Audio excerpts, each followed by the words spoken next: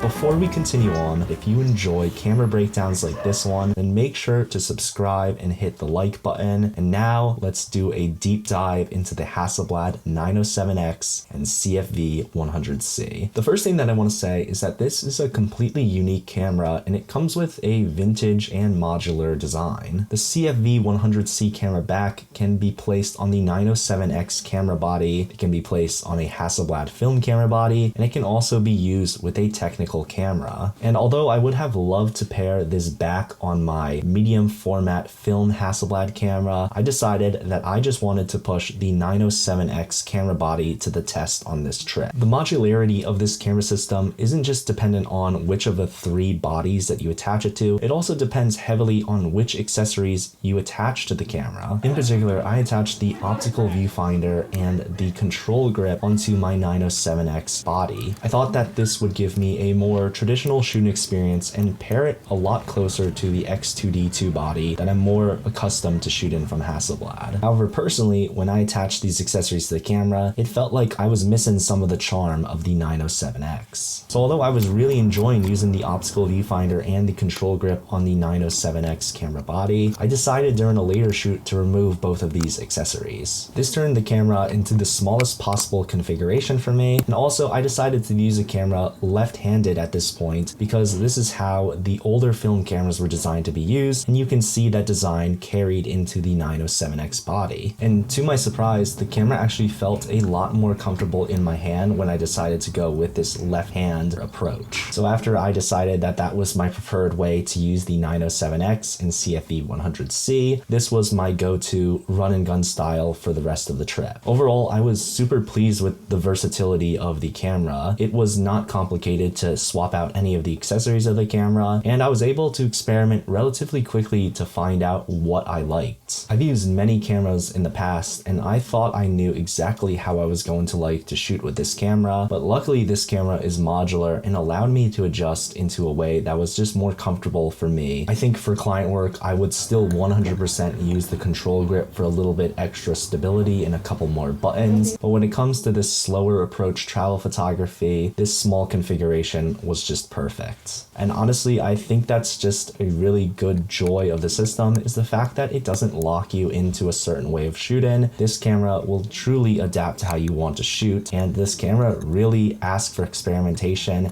and asks you to grow as a photographer with it, and I can really appreciate that. When it comes to lenses to pair with the 907x and CFV100C, my go-to is the XCD 38mm f2.5 V lens. On this system, that's roughly a 30mm f2 full frame equivalent, and it sits right between my favorite focal lengths of 28mm and 35mm. Not only is it a perfect focal length for me, but also the lens is relatively small and it's extremely sharp. I would say that if you preferred shooting wide, then the XCD 28mm f4P lens is a great choice to go with, or if you like to be just a tiny bit more telephoto, then the 55mm f2.5 V lens is also a great choice. And this camera comes with a 100 megapixel backside illuminated CMOS sensor. The camera captures up to 15 stops of dynamic range, which preserves the highlight and shadow detail. I was able to bring these files into post and easily recover any of the details that I needed. It's honestly a shock to me that a compact camera can be this flexible and have this level of performance. I think a ton of people's favorite feature of the camera might be the 100 megapixel sensor. It's a huge selling point, but for me, my favorite part is the 16-bit raw files. Not only does this camera capture 16-bit raw files, but Hasselblad also has what they call Hasselblad's natural color solution, and this is kind of like their in-camera profile, but there's only one of them, and that one profile delivers such true-to-life results, and every single raw file has a great starting point to color from. The 16-bit files can hold something like 281 trillion colors, which means there's just unlimited flexibility in post, and editing images, especially at sunrise and sunset, where some of those gradients get a little hard and other files, are completely easy to color grade. I really like the reliability of Hasselblad's natural color solution. It's just something that doesn't give me any second guesses. I just know it's going to be consistent.